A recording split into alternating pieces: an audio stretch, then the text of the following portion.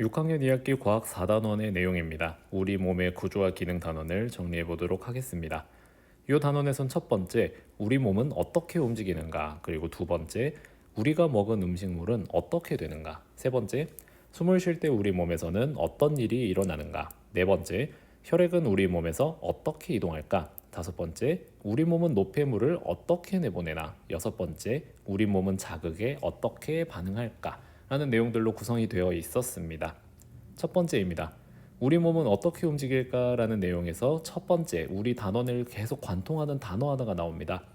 우리가 살아가는 데 필요한 일을 하는 몸속 부분을 우리는 이제부터 기관이라고 부릅니다. 그리고 특히 우리가 지금 움직이는 것과 관련해서 움직임에 관여하는 뼈와 근육 같은 경우에 운동하는 기관, 운동기관이라고 합니다. 기관이라는 단어와 운동기관이라는 단어를 여러분이 잘 기억을 하셔야 되고, 관련해서 그림이 나와 있었어요. 이런 근육이 나와 있는 그림이 있었고, 위에 투명한 그림으로 뼈까지 나와 있는 그림이 있었죠. 특히 뼈에 대해서 설명을 하자면 머리부터 머리를 보호하는 머리뼈, 머리뼈 아래에 있는 목뼈, 목뼈 아래에 팔뼈도 있었죠. 팔 사이에 갈비뼈가 있고요. 갈비뼈 아래에는 척추뼈가 있습니다. 그리고 다리에는 다리뼈가 존재를 하고 있죠. 실제로 더 많은 뼈가 있지만 우리는 여기 정도까지만 학습을 하였습니다. 근육 모형 만들기 실험을 여러분이 하셨을 거예요. 그래서 빨대가 이렇게 있고 빨대에 비닐봉지를 갖다가 붙여서 만드는 거였죠. 왼쪽 그림 보시면 근육이 줄어들면서 팔이 따라 올라온다. 그래서 근육이 동그란 모양이 되는 것을 확인을 하실 수 있으셨을 거고요. 오른쪽 사진 같은 경우에는 근육이 늘어나면서 비닐봉지가 길다랗게 늘어났죠. 그러면서 팔이 펴지는 것을 확인을 하실 수가 있습니다. 그러면서 우리가 뼈에 대해서 정리를 하자면 뼈의 역할은 몸의 형태를 만들고 몸을 지지합니다. 뼈가 없으면 무너져요. 심장, 폐, 뇌 같은 애들을 보호하기도 하고요. 근육은 길이가 변하면서 뼈 옆에 있는 근육이 길이가 변하면서 뼈를 움직이게 합니다. 우리가 먹은 음식물 두 번째, 어떻게 될까인데요. 음식물을 먹는 이유가 나와 있었고, 음식물이 너무 커서 잘게 쪼개는 과정에 대한 단어가 또 나왔었고, 소화에 관여하는 기관에 대해서 나와 있었는데, 첫 번째부터 정리를 하자면 음식물을 먹는 이유는 에너지와 영양소를 얻기 위해서예요. 음식물을 먹지 않으면 우리는 힘들어서 힘을 제대로 낼 수가 없습니다. 음식물이 너무 커서 쪼개는 과정을 우리는 소화라고 하고요. 소화에 관여하는 기관을 우리는 소화기관이라고 합니다. 아까 운동에 관여하는 기관은 운동기관, 소화에 관여하는 기관은 소화기관이네요. 소화기관에는요, 입, 식도, 위, 작은 창자, 큰 창자, 항문 같은 친구들이 있고요. 그 기타 외에 간, 쓸개, 이자 같은 친구들이 있는데 이 친구들 같은 경우에는 소화에 직접적으로 관여하진 않지만 도와주는 기관이라고 합니다. 그래서 교과서에는 이런 방식의 그림이 나와 있었는데 좀 구체적으로 살펴보도록 할게요. 이 그림의 맨 위에는요, 입이 있었을 거예요. 음식을 쪼개는 입이라는 기관, 그 다음에 음식물이 내려가는 식도, 음식이 전달되는 부분이죠. 식도를 타고 내려간 음식은 위에 도착을 하고요. 위에서는 음식물을 위액으로 섞고요. 더 잘게 쪼갭니다. 위를 통과한 음식은 작은 창자를 통하는데 음식물을 더 잘게 분해하면서 영양소가 여기에서 흡수가 돼요. 영양소까지 흡수되고 남은 친구들은요, 큰 창자로 가는데 이 찌꺼기들에 남아있는 수분을 흡수합니다. 그리고 맨 아래에 나오는 항문에서는 까꿍 하고 나오게 되겠죠. 우리가 지금 짚지 않은 세 기관, 간, 쓸개, 이자 같은 경우에는요, 소화를 도와주는 기관이라고 아까 얘기를 했었지요. 세 번째입니다. 숨을 쉴 때 우리 몸에서는 어떤 일이 일어날까 해서 숨을 들이마시고 내쉬는 활동을 우리는 호흡이라고 합니다. 여러분도 평소 생활에서 잘 알고 있었죠? 그때 호흡에 관여하는 기관 뭐라고 할까요? 호흡기관이라고 합니다. 우리가 이런 기관지, 폐, 코 같은 그림이 나와 있었어요. 지금 여기 보시면 우리가 평소에는 잘 보지 못하는 그림이었는데 좀 구체적으로 보시면요. 여기는 코가 있을 거예요. 코에서는요, 산소, 공기가 드나드는 공간이 되겠고요. 이 코에서 슉 내려가면 아래 관 같은 친구가 있죠. 저기가 기관입니다. 통로예요. 공기의 이동 통로가 되겠고요. 기관에서 뻗어나온 양쪽으로 가지처럼 나오는 곳이 있습니다. 기관의 가지, 그래서 기관지라고 하고요. 이 기관지 같은 경우에는 기관과 폐를 연결하는 용도로 쓰이게 됩니다. 근데 기관지 같은 경우에는 갈라져 있어서 군데군데 잘 전달되게끔 이렇게 나뭇가지처럼 뿌리처럼 흩어져 있는 모습을 보실 수 있고요. 그리고 마지막으로 넓더구리한 폐가 있습니다. 폐 같은 경우에는 몸 밖에 산소를 받고요. 몸 안에 이산화탄소를 내보내게 됩니다. 산소와 이산화탄소가 또 중요한 키워드가 되겠네요. 그래서 산소와 이산화탄소를 좀 정리를 해보도록 할게요. 산소는 몸을 움직이거나 기관들이 일을 하는데 사용돼요. 우리 몸에서는 산소가 없이는 제대로 일을 할 수가 없습니다. 그러면 이렇게 일을 하고 나면요, 몸속 곳곳에서는 이산화탄소가 생기게 돼요. 쌓이게 되는 이산화탄소를 계속해서 내보내줘야 되겠죠. 그게 호흡기관의 역할입니다. 네 번째, 혈액은 우리 몸에서 어떻게 이동할까? 우리가 일반적으로 알고 있는 피인데, 이 피에는요, 소화로 흡수한 영양소와 호흡으로 얻은 산소가 들어가 있게 됩니다. 영양소와 산소라는 키워드 잘 기억을 해주시고요. 얘가 혈액을 통해서 움직이게 됩니다. 그랬을 때 혈액의 이동에 관여하는 심장과 혈관이에요. 이게 이동에 관여한다고 해서 좀 헷갈려하는 친구들이 있는데, 이 기관을 우리는요, 순환기관이라고 합니다.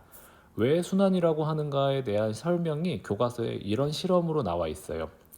수조에 빨간 물이 들어가 있고요. 이 뾱뾱뾱 누르는 친구가 있는데, 이 친구를 눌러요. 펌프질을 갖다가 왼쪽 오른쪽에서 동시에 빡빡 누르면요, 어떻게 되는가? 빨간색 물이 아래에서 위로 올라오다가 다시 내려가게 됩니다. 그리고 그걸 계속해서 반복하게 돼요.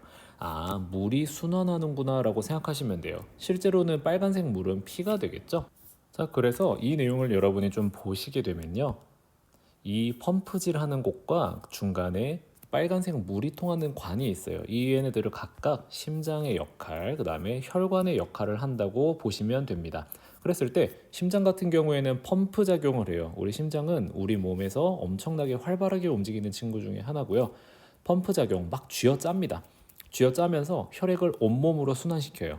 그때 이 혈액 안에는 아까 얘기했듯이 영양소와 산소가 들어있다고 했죠. 그러니까 심장은 펌프 작용을 하면서 온몸으로 영양소랑 산소를 보내주는 역할인 거예요. 그랬을 때 혈관은 뭐겠어요? 그러면 얘네들이 이동하는 통로가 되겠죠. 그랬을 때 우리가 일반적으로 심장이 빨리 뛰면 혈액이 빨리 많이 이동하게 되고요. 반대로 심장이 천천히 뛰면 혈액이 느리게 적게 이동하게 됩니다. 이것과 관련해서 우리 몸을 판단을 해 보시면요, 운동을 하시고 나면 굉장히 몸이 힘들어요. 그러면 에너지와 산소가 많이 필요하게 된단 말이에요. 그러면 우리는 심장이 쿵쾅쿵쾅 빨리 뛰는 것을 확인을 하실 수가 있어요. 다섯 번째, 우리 몸은 노폐물을 어떻게 내보낼까? 라는 내용이 있는데, 우리 몸에는요, 살아가면서 영양소랑 함께 노폐물, 찌꺼기가 생기게 돼요. 근데 이 찌꺼기가 계속 생기면 좀 위험하겠죠. 노폐물은요, 그래서 혈액을 통해서 이동하게 돼요. 그랬을 때 노폐물이 많이 쌓이면 몸에 좋지 않겠죠, 당연히. 그리고 걸러내서 내보내야 된다는 결론이 나오는데, 우리 몸에서는요, 이 기관들이 있습니다. 위에 보시면 콩처럼 생긴 이 부분이 콩팥이에요. 콩팥이고요. 혈액 속 노폐물을 걸러내는 역할을 해줘요. 예를 들면 일종의 분리수거장 같은 느낌이라고 생각하시면 됩니다. 이 콩팥에서 저 노란색 관 있죠? 저 관으로 쭉 내려가게 돼요. 뭐가? 오줌이.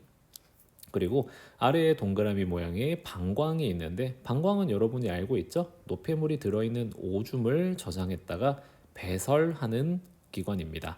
그래서 우리는 방광같이, 콩팥같이 배설에 관여하는 기관을 배설기관이라고 합니다. 그런데 우리가 헷갈리시면 안 돼요. 여러분이 참고 참다가 큰 창자를 통해서 항문으로 까꿍 하는 대변 있죠? 그 친구는 배설이 아니고 배출이라고 한다고 하네요. 그 친구는 찌꺼기를 빼내는 거고, 이 배설은 노폐물을 걸러내는 단계예요. 약간의 차이가 있다고 하네요. 여섯 번째, 우리 몸은 자극에 어떻게 반응할까에 대한 내용이고요. 여기에 대해서는 눈, 그 다음에 피부, 귀, 혀, 코, 이 다섯 가지 기관에 대해서 우리가 알고 있었죠. 시각, 촉각, 청각, 미각, 후각이라고 하고, 이 다섯 가지 감각을 오감이라고 합니다. 사람이 있어요. 사람 얼굴이 있죠? 사람 눈도 있고요. 피부도 있습니다. 그 다음에 귀도 있고요. 혀도 있고요.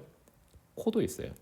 그랬을 때 우리 이 다섯 가지 감각을 뇌를 통해서, 신경계를 통해서 전달이 돼야 돼요. 자극이 들어오면 그거를 뇌가 해석하고요. 행동을 결정하고요. 운동기관의 신경계를 통해서 명령을 내리게 됩니다. 모든 명령은 뇌가 내려요.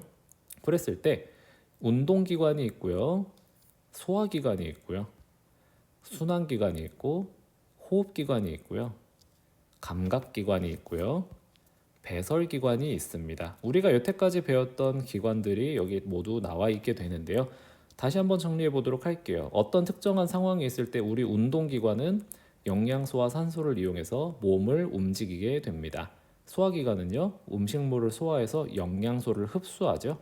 순환기관은 영양소와 산소를 온몸에 전달하고 특히 이산화탄소와 노폐물을 호흡기관, 배설기관으로 전달해서 내보내는 역할을 합니다.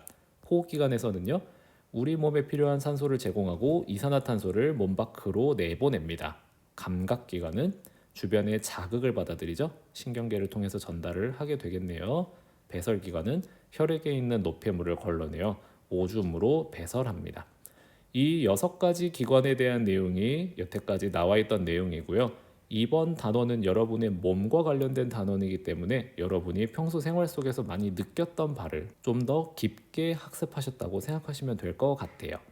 수고하셨습니다.